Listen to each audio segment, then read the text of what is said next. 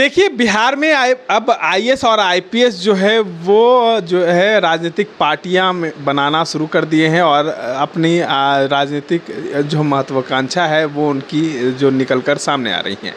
एक तरफ बिहार के तेज तर्रार आईपीएस अधिकारी रहे, पूर्णिया रेंज के आईजी रहे शिवदीप वामन राव लांडे जो है उन्होंने अपनी इस्तीफ़ा दिया था। उसके बाद राष्ट्रपति ने उनका इस्तीफ़ा स्वीकार कर लिया। अब उन्होंने कल जो है एक नई पार्टी का गठन कर लिया, हिंद सेना। इसको लेकर अब चर्चाएं ये भी तेज़ हैं कि कहीं ना कहीं शिवदीप लांडे जो हैं वो राजनीति में आना चाह रहे थे, लेकिन कई दिनों से वो इस चीज़ को घुमा रहे थे। देखिए कई दिनों तक चर्चाएं थी, हम लोग ने खबरों भी चलाई थी कि शिवदीप लांडे हो सके प्रशांत किशोर के साथ जाएंगे, तो कल उन्होंने ये तमाम बातें की भी। हम इन तमाम मुद्दों पर चर्चा करने के लिए हमारे साथ पूर्व आईपीएस अधिकारी अमिताभ कुमार दास हैं। आप भी राजनीति में जाएंगे क्योंकि अब तमाम आईएएस आईपीएस भी जो है राजनीति में जा रहे हैं। नहीं, मैं तो चुनावी राजनीति से बहुत दूर हूँ और मुझे नहीं जाना। लेकिन हाँ, एक बात आपने सही कही कि बहुत सारे आईएएस आईपीएस को चुनाव लड़ने की खुजली शुरू हो गई है। और देखिए इसमें सबसे ताज़ा कड़ी जो है वो शिवदीप लांडे हैं, जिसने कल पटना के एक होटल में अपने राजनीतिक दल की घोषणा की है, हिंद सेना। अब मैं दर्शकों को थोड़ा इसका बैकग्राउंड बताता हूँ। ये जो शिवदीप लांडे हैं ये 2006 बैच के आईपीएस अधिकारी थे और मूलतः महाराष्ट्र के रहने वाले हैं, अकोला के। और बिहार में इनकी अच्छी छवि थी, अच्छे अधिकारी माने जाते थे। पिछले साल इन्होंने इस्तीफ़ा दे दिया जब ये पूर्णिया के आईजी थे और इस साल जनवरी में इनका इस्तीफ़ा मंजूर हुआ है। उसके बाद इनसे पूछा जाता था कि आप राजनीति में आएंगे, चुनाव में आएंगे, तो थोड़ा गोलमोल जवाब देते थे। और कुछ समय पहले इन्होंने जो प्रेस कॉन्फ्रेंस किया था उसमें इन्होंने कहा कि अब मैं युवाओं के साथ दौड़ूंगा और एक अभियान इन्होंने चलाया, रन फॉर सेल्फ। दौड़ते दौड़ते राजनीति पार्टी बना दिया। दौड़ते दौड़ते राजनीति के मैदान में पहुंच गए। रन फॉर सेल्फ मतलब खुद के लिए दौड़िए। और उसके बाद कई जिलों में जाकर इन्होंने युवाओं के साथ दौड़ भी लगाई और कल अचानक इन्होंने अपनी पार्टी का ऐलान किया, हिंद सेना का। अब देखिए शिवदीप के जो ससुर हैं, विजय शिवकर या ऐसे ही कुछ नाम है, वो महाराष्ट्र की राजनीति में रह चुके हैं और वहाँ मिनिस्टर भी रह चुके हैं। तो हो सकता है ससुर ने भी कुछ गुरु मंत्र दिया हो जमाई राजा को। और कल इन्होंने जो ऐलान किया उसमें कहा कि मेरी पार्टी के 3 स्तंभ होंगे, मानवता, न्याय और सेवा। ये सब पार्टी करती है।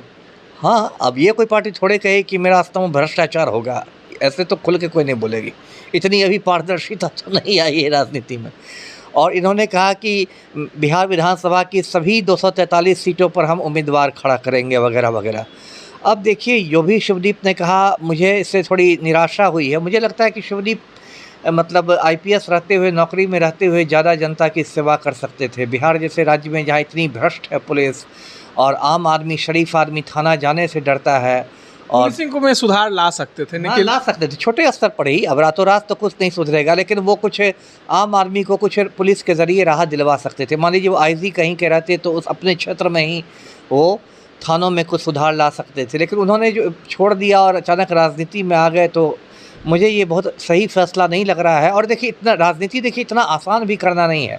किरण बेदी जो इतनी मशहूर आईपीएस हुआ करती थी, दिल्ली के चुनाव में उतरी और उनकी क्या दुर्गति हो गई पूरा हिंदुस्तान जानता है। अपनी सीट तक पर नहीं जीत सकी।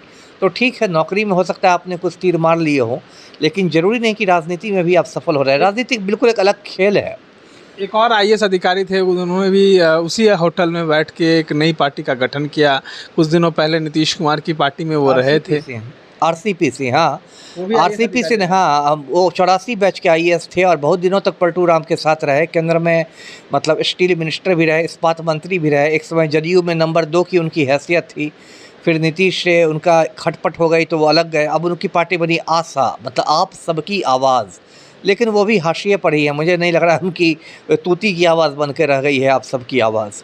और ये जो शिवदीप कर रहे हैं, इन्होंने कहा कि 243 सीटों पर लड़ेंगे। पहली बात तो इसी में मुझे संदेह है कि क्या उनको 243 उम्मीदवार मिल जाएंगे। इतना आसान नहीं है कि बिहार की हर सीट के लिए आपको एक एक उम्मीदवार मिल गया, जबकि आपकी पार्टी एकदम नई पार्टी है और आपका राजनीति में कोई अनुभव नहीं रहा है, कोई तजुर्बा नहीं रहा है। तो ऐसे ही एक और एक लड़की है पुष्पम प्रिया चौधरी। पुष्पम प्रिया चौधरी एकदम काले लिबास में रहती है और नकाब पोश बन के घूमती है। उसने भी 2020 में बहुत धूम धड़ाका से राजनीति में मतलब पैर रखे थे और अखबारों के पहले पन्ने पर छपवा के सीधे मुख्यमंत्री की कुर्सी पर ही दावा ठोक दिया था और पार्टी का नाम लिखा प्लूरल्स और इसी तरह आई। लेकिन फिर वो प्लूरल्स का क्या हुआ 2020 में, मतलब टाइम टाइम फिर आप कर सकते हैं। तो ये शिवदीप की पार्टी भी टाइम टाइम फिर से ही करेगी, इसी की संभावना ज़्यादा कहा जाता है कि बिहार में IAS IPS सब राजनीति में आना क्यों चाह रहे हैं? क्या उनको खुलकर नौकरी करने का नहीं दिया जा रहा है? नहीं, ये बस बिहार में नहीं, पूरे हिंदुस्तान का ट्रेंड है। बहुत सारे IAS IPS राजनीति में आते हैं, कुछ तो रिटायर होने के बाद आते हैं। जैसे हमारे जो अभी बिहार में शिक्षा मंत्री हैं सुनील कुमार, ये मुझसे सीनियर है, मेरे सीनियर SP थे पटना में। तो ये तो जब रिटायर कर गए तब इन्होंने कुछ दूसरी पारी शुरू की। कोई कोई को BRS लेना पड़ता है, अगर टिकट नहीं मिलता है तो बाबा बन जाते हैं। आपने तो एक महाराज पर ही इशारा कर दिया। हाँ, टिकट नहीं मिलता है तो फिर बाबा बनकर आध्यात्म की गंगा बहाने लगते हैं। और एक समय सुशांत सिंह राजपूत मामले में बहुत बयान देते थे कि पलटू राम टिकट दे देंगे खुश के। इसलिए देखिए तरह तरह की बातें हैं राजनीति में। तो देखिए बस IAS IPS क्या, खिलाड़ी भी आना चाहता है, अभिनेता आना चाहते हैं, फिल्म स्टार आना चाहते हैं, व्यापारी आना चाहते हैं, क्योंकि राजनीति का मतलब हिंदुस्तान में पैसा और पावर हो गया है।